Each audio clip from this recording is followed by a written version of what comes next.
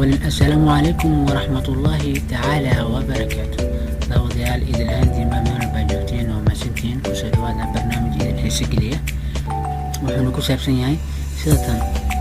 سيدين كمبيوتر كيغا أو ديريا حوارها إنترنت كاستعمالها سيدين كمبيوتر كيغا أو ديريا حوارها إنترنت كاستعمالها dadka qaar waxa laga yaabaa ayagoo isticmaalaya internet high speed misana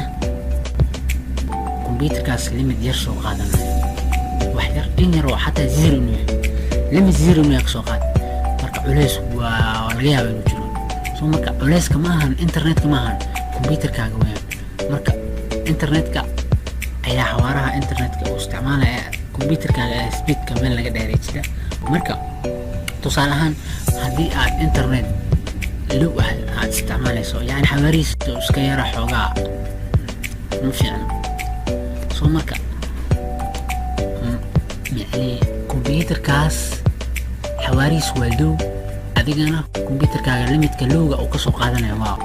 waa limit zero soo marka yani culeys badan aad dareemaysaa soo marka computerkaaga xawaaraha sideen computerkayga ugu dheereeya xawaaraha internetka isticmaalaysa speed aynkee ayaa kasoo jeeda soo marka ila fiiri baraatikada waxa software ma isticmaalaysid soo daad marka hore code start tegaysaa oo ah start video waa kaasa again run type run qoriya and then okay alada soo marka halkan mariso gbd.mc ereygaasaan qoraya وعلى أنت أصلاً وكا وقرينها أوكي كده أوكي ده جينا حرس كسب وصويا ربح وكنا صور كانوا كوسبحية local group police editor مكان أرتو this picture كان ما option كان يا حضرنا سا administrative temperature اللي هي وكنا دول جلي عليه أجينا حضرنا سا ندوق ayaa waxaa siinaysaa double click layer egg ندوق words ندوق waa kana double click haddii marka halkan marayso ayaad waxaa sameynaysaa cost bucket scheduler kan baad raadinaysaa waa meelahan yar ku qoranta waa kana layer egg waa kana cost bucket scheduler double click si haddii marka halkan aragto ayaad waxaad arkaysaa limit servable bandwidth yes look as this option and double click si yes waxaad arki doontaa you will see inaad arki doonto not configured ayaa ku saanaan doonto computerkaaga not configured ka qaad just enable garee markaad ku aragto not configured marka enable ayaa dhaysaa again fiilo gaara halkan leer qiimaha ugu badan uu qaadayo waa 100 tusaale ahaan haddaan 7 oo kale aan geliyo again mukaadin wuxuu ku leeyahay this number is valid was enlarged than maximum value of 100 qiimaha ugu badan oo loogu talagalay waa 100 kadib 100 leh wakaasa 100 markaad yarageliso apply deh not configure apply markaad tiraahdo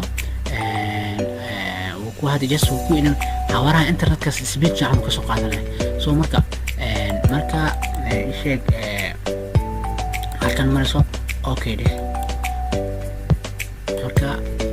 internetka isticmaalayso waxaa la baahan yahay inaad speed badan uu ka soo qaado computerkaaga soo marka adigoo isticmaalayo internet yani lowiska xoogaa haddana computerkaaga misana speed badan soo marka culeyska badan uu iska jiraa dad qaar xataa waxaa jira ayagoo isticmaalaya internet high level yani internet high speedkiisa uu fiican yahay high misana haddana culeys uu jiro soo marka internetkaas ayaa waxaa looga baahan yahay computerkaaga xawaaraha inaad uga dheerayso soo marka again waa saad aragteen marka hore waxaa soo keenaysaa start tegaysaa markaa yaro tagto waxaad qoraysaa after run type waxaad qoraysaa gbd.mc wax software ma isticmaalaysid so that double click ayaa waxaad siinaysaa administrative template again haddana madowga ka dooranay haddana waxaad open furtaa host bracket scheduler